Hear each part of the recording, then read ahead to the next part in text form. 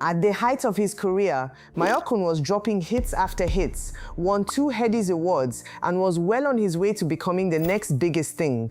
Then, he made one decision that changed everything. Now you're probably wondering what decision. Well, you could call it self-sabotage, but Mayorkun had his reasons, and the reasons will undoubtedly leave you speechless. So, let's get right into it. Despite having such a promising start to his career, today we never really hear anything about Mayorkun, and it's starting to look like he's gone under the radar. You see, while Mayorkun has never been known for the spotlight, what he has been consistently is a big hit maker. However, before his freestyle went viral on Twitter in 2016, Mayorkun didn't look like he was ever getting into music.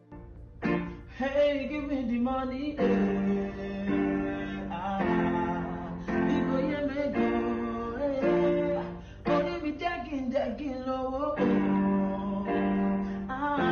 In fact, he worked as a banker. But since his childhood, he has always had a certain fire for music. I passed the interview, sir, at the end of the day. And you started to work in the bank? Sure. Okay, so, I don't clap yet. Part of which is due to his parents. His dad is a movie producer, while his mom is popular Nollywood actress Toyin Adewale. Seeing the talent his parents possessed, it's fair to say Mayorkun was equally as talented. He just needed a platform to show the world how good he was, and that opportunity came when his freestyle broke the internet. What started as a joke soon gained the attention of one of Nigeria's biggest artists, Davido. And soon enough, Davido made the move to sign him to DMW. Getting signed to DMW was just the game changer Mayorkun needed. Along with his brother Ayo Freeman, Mayorkun worked tirelessly as he sought to release his first single. And guess what? His first song, titled Eleko, was a big hit, reaching 1 million views within just 10 days. It was just the sort of start Mayorkun needed. He followed this up with another single titled Love You Tire, featuring Mr. Eze.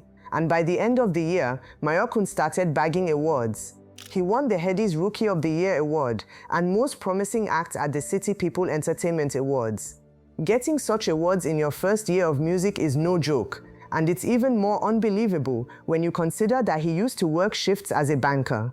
It's fair to say that at this point, everyone knew this guy was super talented. It was just a matter of how long he could do it, cause as we know, it wasn't the first time that an artist would have a good year and disappear into thin air afterwards. But Mayorkun proved to be different. In 2017, he continued from where he stopped with 4 solid hits, including Bobo, which featured record label boss Davido. It was his way of supporting his newly signed talent.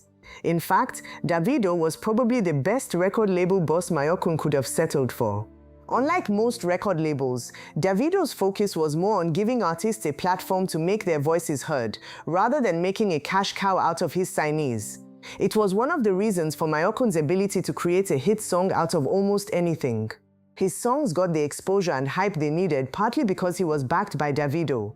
Now that's not to deny Mayorkun's talent, but most of initial success came from his association with DMW and Davido. And there was a reason for this. Among all the artists Davido signed, Mayorkun had a unique ability to make hit songs. That quality made him stand out from the rest. Mayorkun would go on to release his first studio album titled The Mayor of Lagos in 2018. And indeed, Mayorkun had become the Mayor of Lagos. His songs had gained popularity not just in Lagos, but all over Nigeria. And the album was simply a beautiful work of art.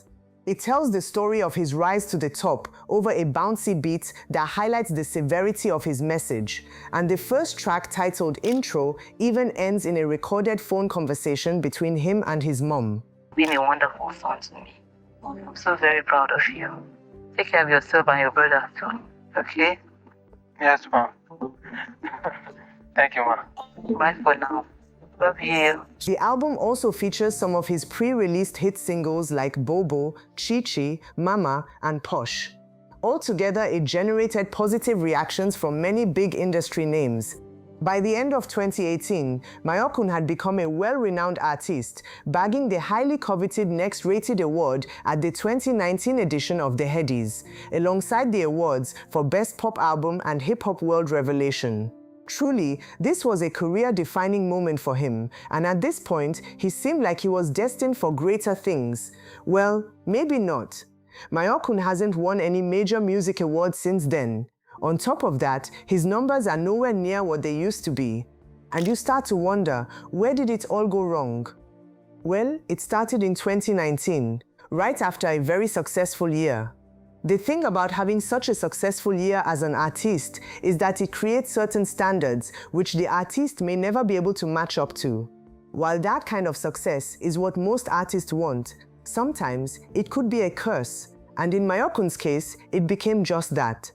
After his impressive year, he left fans with unreal expectations of him, as people believed he could reproduce something close to what he did that year. Guess what? Till today, he hasn't come within a mile of what he did that year. And while that is not fault of his, it took a serious toll on his career. Although he still released some hit songs here and there like Your Body and Holy Father, which is probably his biggest song post-2018, he was mostly struggling. Then came the final nail in the coffin in 2021, after Mayorkun announced his exit from DMW at the release party of his second studio album, Back in Office. The official account was that his contract at DMW had expired and he was going to be leaving because of that. But if you think of it, how hard can it be to renew a contract? It's more likely that there was another reason for his exit from DMW and he just wasn't telling his fans.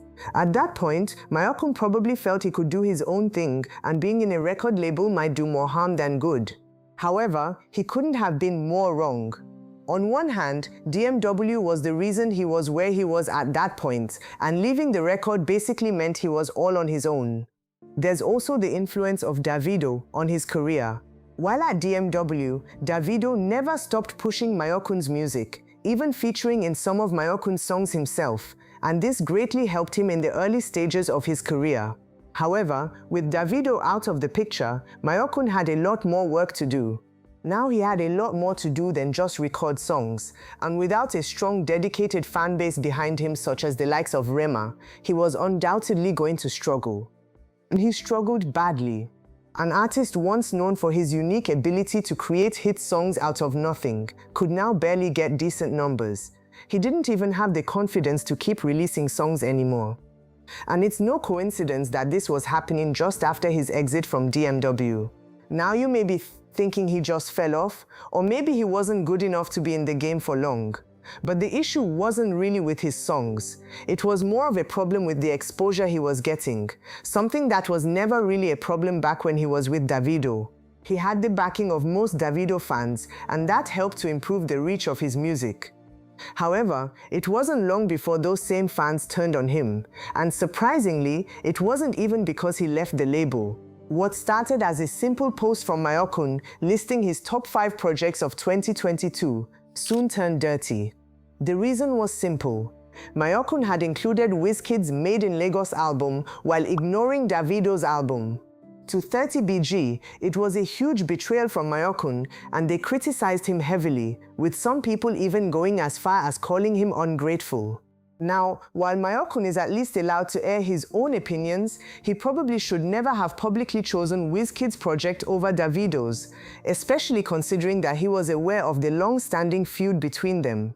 Let's be fair, Mayorkun probably saw it as nothing more than a list, but the fans read a lot more meaning into it. Although that wasn't the major reason behind his struggles, it further affected his already staggering career. It's hard to say if Mayorkun's career would have reached the heights most people expected when he won the next rated award at the Headies. And who knows, maybe staying at DMW would have given him a much better platform to reach those heights.